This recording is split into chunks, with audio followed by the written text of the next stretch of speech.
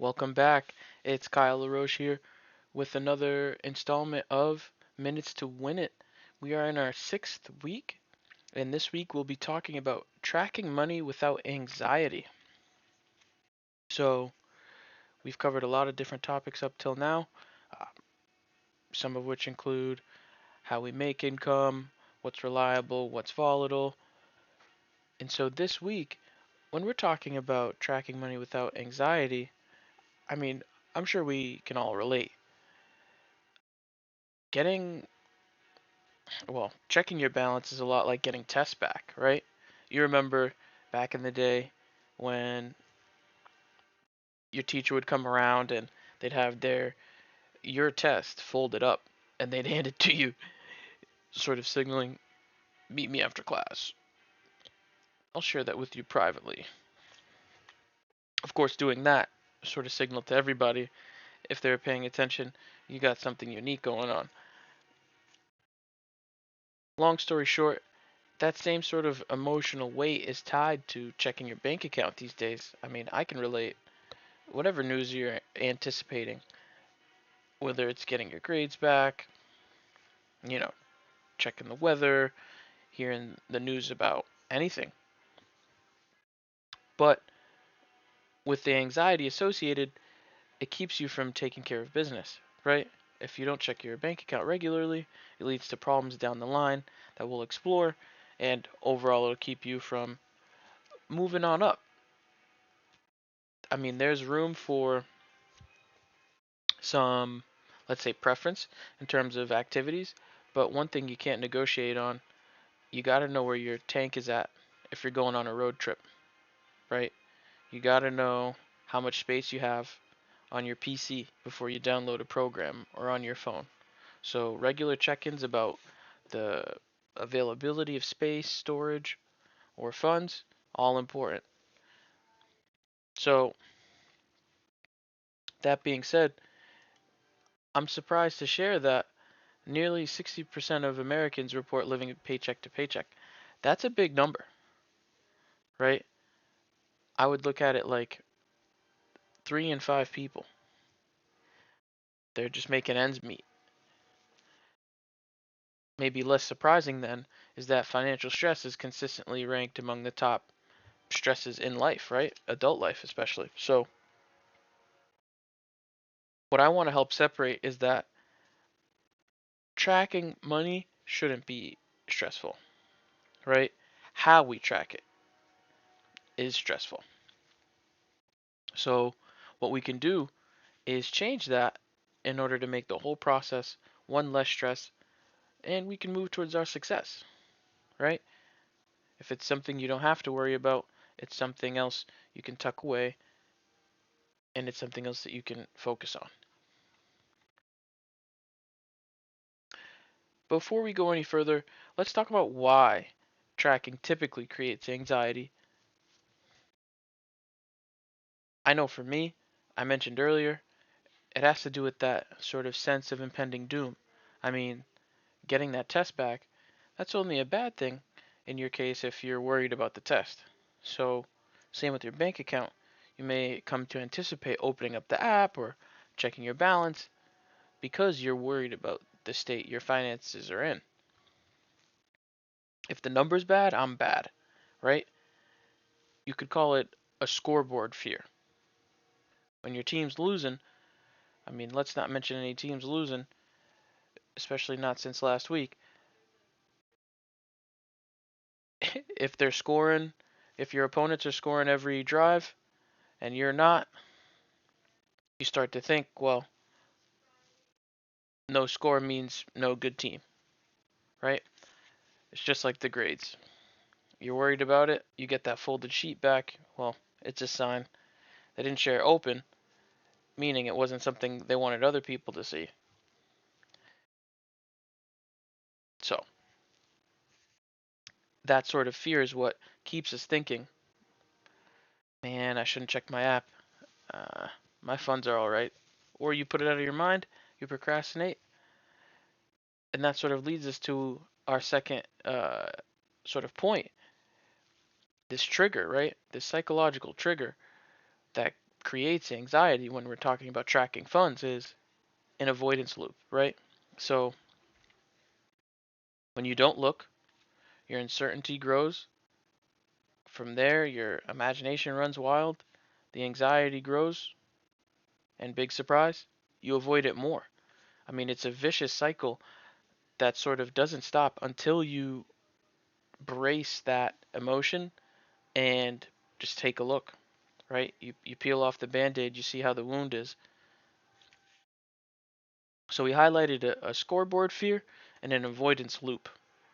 When you're worried about it, you simply will stay away, and then that'll cause you to worry more, and then you'll stay away more since you haven't checked in a long time. The last part, that last psychological trigger that makes tracking your money an anxious activity, it's sort of an identity, not crisis, but an identity threat. And I say a threat because what the funds or your unawareness of them creates is negative feelings associated with your identity. You say things like, what am I doing like this? I should be further along now. You see all types of posts online. People saying, 28, moved back in with parents, no job, car broken down. Comparison culture. I mean, they share this content online. They're maybe looking for sympathy, response, maybe strategies to better their standing. Who knows?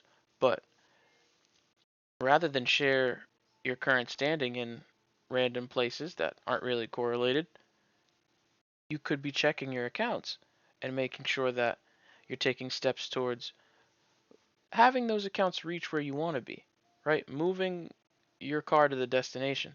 Even on a road trip, right? We said you got to check the gas tank, but that's not the only thing you got to check. Make sure your bags are packed. You got oil in the engine, windshield wiper fluid, right? All your lights in, license, registration, map. No one's using paper maps. But the whole point being, rather than compare yourself or what you don't have, focus on what you do have and begin by taking a look at what needs to be done. But that is the problem. The identity being associated with your standing, how much money you have, your bank account, is what creates sort of this issue of anxiety. So we have a scoreboard fear, right? You're worried about just the value itself. If it's low, you're low. If it's high, you're high. An avoidance loop, when you don't look, it just gets worse. And then you don't look more, and it only gets worse. What you allow will continue. What you do not manage, you will lose, right? And to that point, we move on to an identity threat.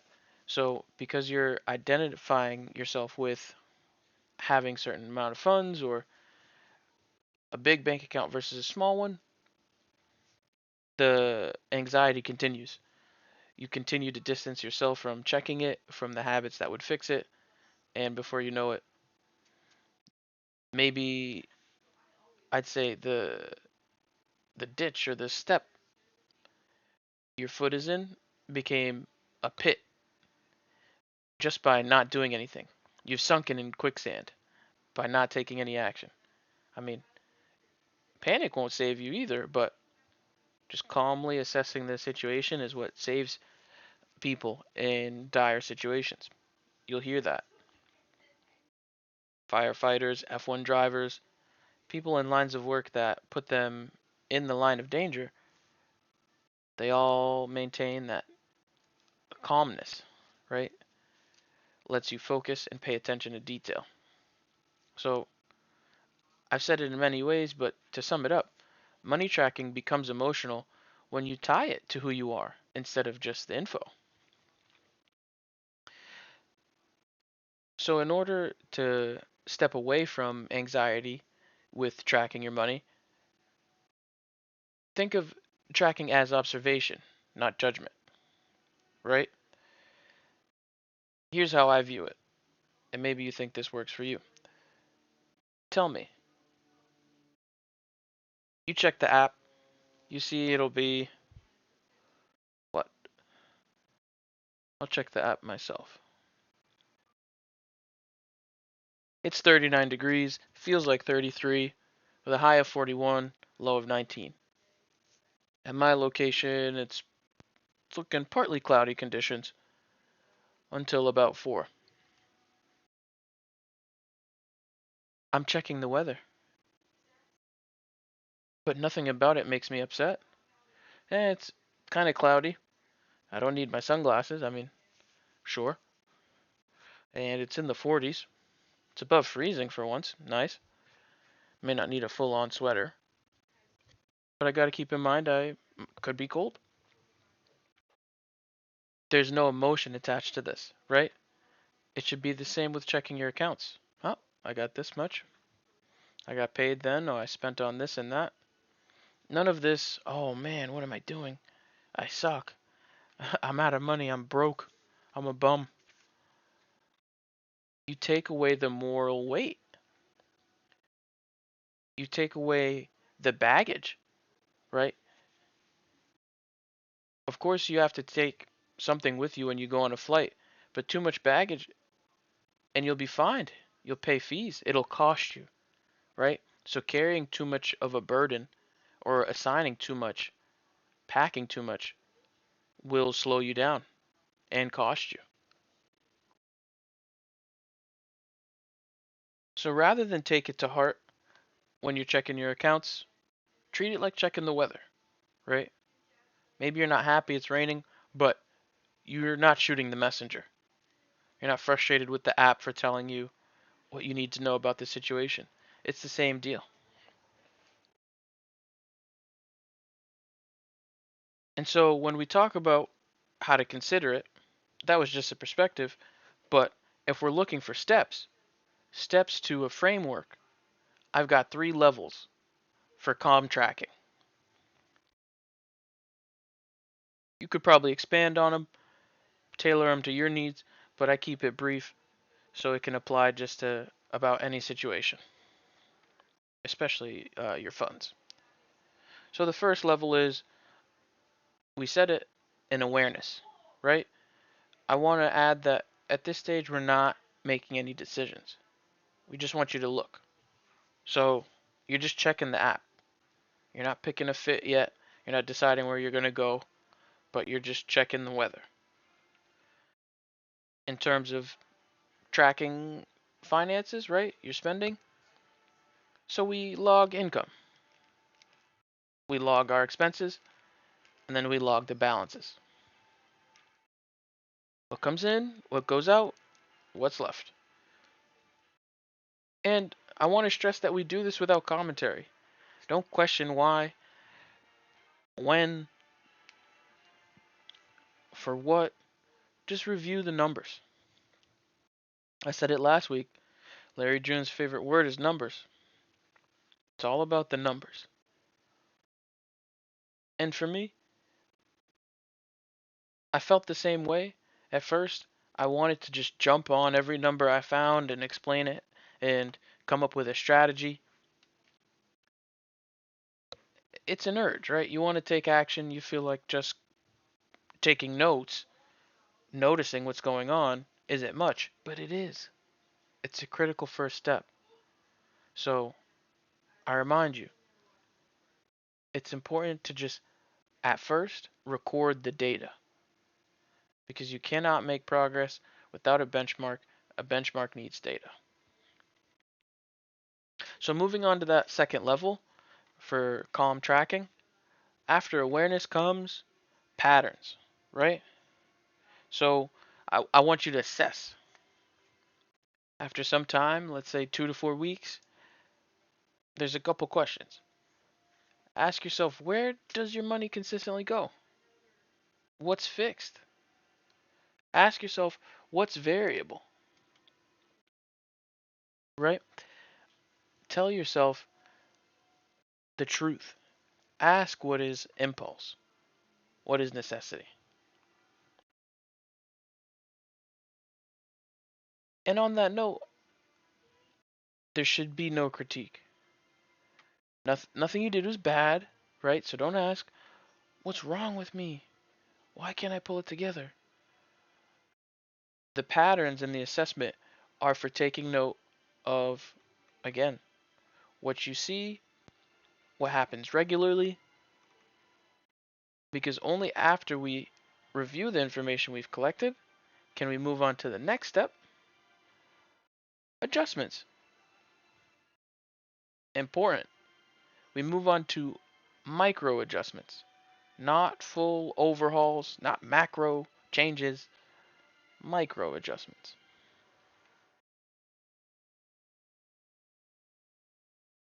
I know once you see the list of things you spent your money on, maybe for the month, you're going to think, all right, cancel all my subscriptions. Netflix, ChatGPT,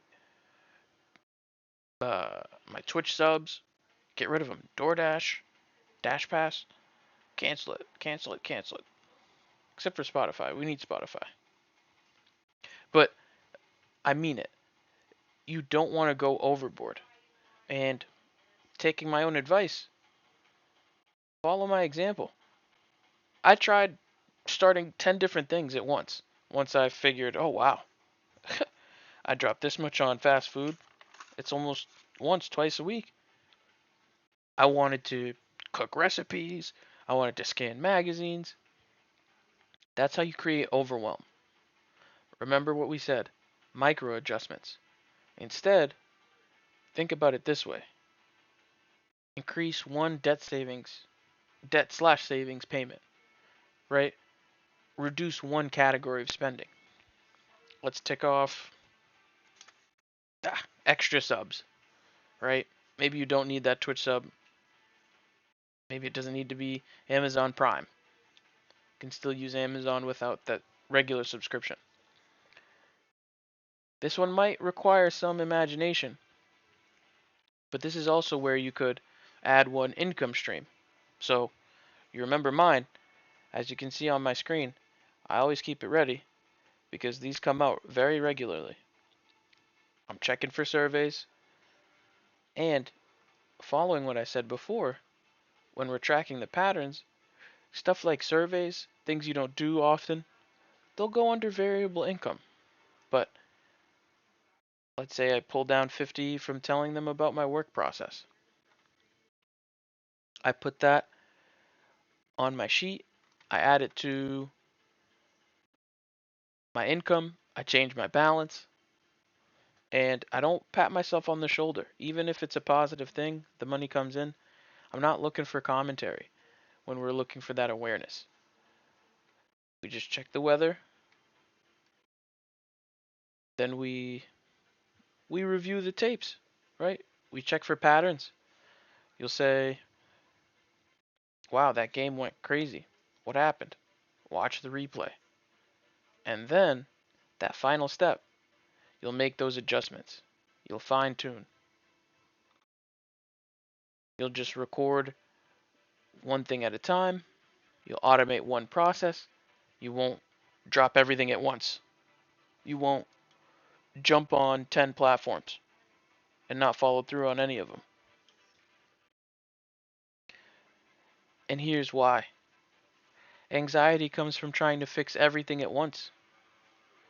And I know, I get very bogged down.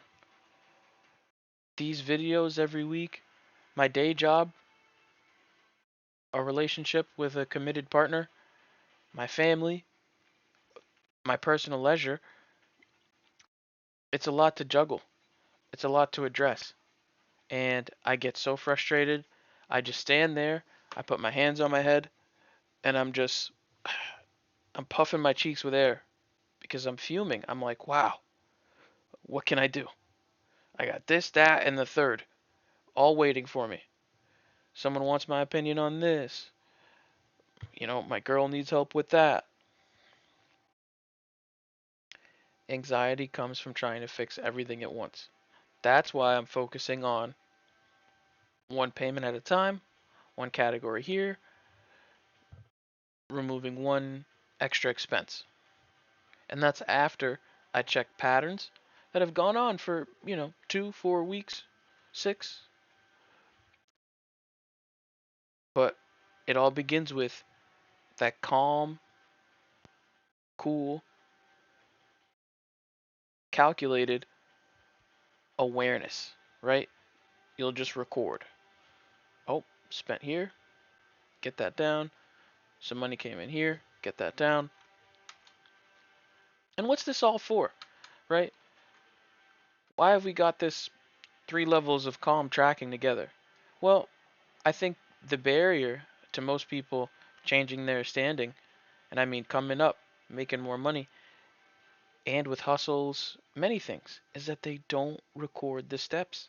They don't have a process, right? I mean, if you haven't understood already, I think Larry June has some key insights. Another thing he shares is that you can accomplish anything with a solid plan. And so it stands. You're only going to get to where you're going with a map, right? Even a mall has a directory. So what I mean is, this is a compass to help you find your way. Those 3 calm tracking steps, that'll help you organize yourself. Set up the library, build your PC, whatever you want to think of it as. It'll organize you in order to move into a practical system that doesn't knock you out, right? And speaking of which, when we keep it simple, that's when we can truly accomplish. When we overcomplicate, we just add to that anxiety. Oh, I have so much to do. I have so much to record. No, you can view it this way. Here's a system that doesn't overwhelm. You have 2 options even. You could go 4 columns, and it would be a lot of what we said already. You put income, you put your fixed bills, right? Rent is always due, just like your income, first and the 15th, or another timing if you're on a different schedule. Your variable spending, because of course, you pay for your rent every month or your mortgage, right? But things vary.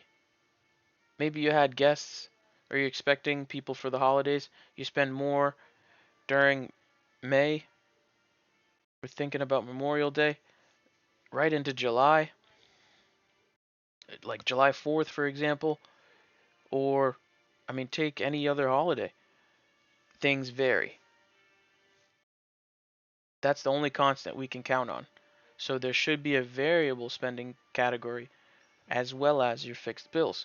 I mean, Netflix will still be, well, let me not use Netflix. They seem to bump that up. But your subscription will stay the same cost for the foreseeable future. That can be fixed. Your rent is another fixed example. Maybe you use less heat, more heat depending on the month, but it's somewhat consistent. But the variable spending, that takes into account your miscellanea, right? You're going shopping, birthdays, gifts, presents, rewards, personal, otherwise, all of it. So that's your third category, variable spending. And then the fourth one has to be your debt or your savings. I mean, long story short, you'll only have money once you clear your debt. And if you have no debt, you'll only have savings once you set them apart, account for it.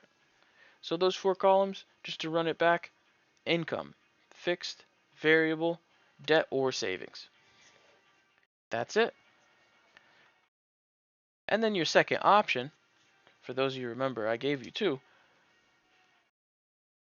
If that sounded too involved, you can bring it back even more. You get paid twice a month, track twice a month. Basically, payday updates your sheet because 1, it's an income, and 2, you'll have spent in between. Maybe it'll be prior, maybe it'll be after, but using that block of time, you won't do it more often than necessary, I can assure you that. Track when you get paid. That way, you don't have to wait on it daily, hand and foot. And so why have we set this up this way? We've got these calm rules to track, and we've got a simple way to record the info. I think it's keeping check of your emotions is the most important, right? I mean, you had a bad day, you're riding with the homie, your homie's gonna start looking at you when you start going in about how hard you have it while you're speeding up. He's gonna look at you, he's gonna say, bro, hold on, bro. What's good, bro? Just talk to me. You're mashing the pedal. So these are emotional guardrails I want to talk about next, and it's because, well, the emotions can keep us from our goals, right? When we're too anxious to track our spending, we end up in a lot of debt and we can never climb. If we're too worried about anything, we just won't act. An analysis paralysis. I've heard it coined by Barry Schwartz. I'm sure other people have said something similar. So, what am I getting to? Here's a couple rules to help you stay on track, especially when it comes to tracking your money, but anything. I would say rule number one is never track while you're hot. Hot being emotionally activated, emotionally involved. So, to keep it simple, not after an argument, not after a big purchase, you're stressed out from work or something that happened somewhere, don't start tracking your funds. It's not the time to look at the books. Moving on to the next rule, I'd say the second rule is definitely separate tracking from planning, right? These are two different things. It's just like I mentioned, you could end up interested in so many platforms, so many opportunities, but the problem there is taking note of the opportunities and doing them is not the same as making a plan or signing up. You want to separate the activities for very good reason. They fall into different buckets and they contribute to a bigger picture.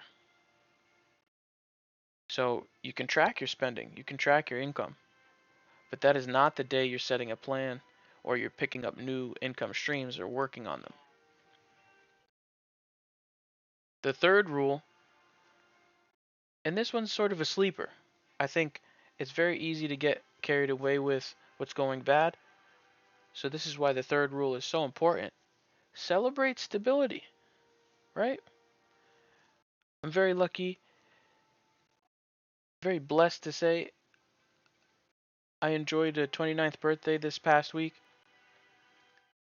and that's reason to celebrate, right? You're happy you're on another lap around the sun. Think about it the same way. When it comes to your spending tracking, maybe it's no fees charged. Maybe you checked the numbers and didn't panic. You recorded your week well, you recorded 2 weeks well. It's a good cause for celebration. Honestly, when I celebrate the small wins, it makes me excited to keep going. They become big wins over time. One, because they stack, but two, because I feel reinforced. I don't feel burnt out. It's made me stronger just taking a step at a time, climbing the ladder, keeping going. And so before I let you go, guys, coming back to my journey here, I'm still working on paying down credit card debt. I'm tracking what I make with the surveys. I write a blog. I keep it more intermittent so I can focus on delivering good content each time, valuable takeaways. But I track that too. I think it's all part of the art of small things that's mentioned in some references to Japanese culture. I sort of enjoy beginning again, beginning anew. Because we did all start small in many places. When you think about your life as a person, when you think about where you learned in school, classes you took, or even on the job, places you've been, I'm learning to stop the focus on big successes, big wins, nothing dramatic. It's the same with growing a lawn, right? You think a couple blades of grass, it's no matter, but when you have a patch of crabgrass or it's not watered, something was sitting on the lawn, you see the effect. You notice the spot. That's because each blade of grass is important. It all contributes to the whole lawn. So I really do appreciate sort of these small steps, these small pieces, because they complete the puzzle. That's where I tie my joy back to. And that's how I keep things in perspective. Like this week, we knocked down another episode. So I want to thank you guys for listening. I want to remind you to check Radio Tele Normandie, like, comment, and subscribe. The Facebook, the YouTube. Check us out on Instagram, TikTok. Thanks for listening. I've been Kyle. This has been Minutes to Win It, and I'll see you next time.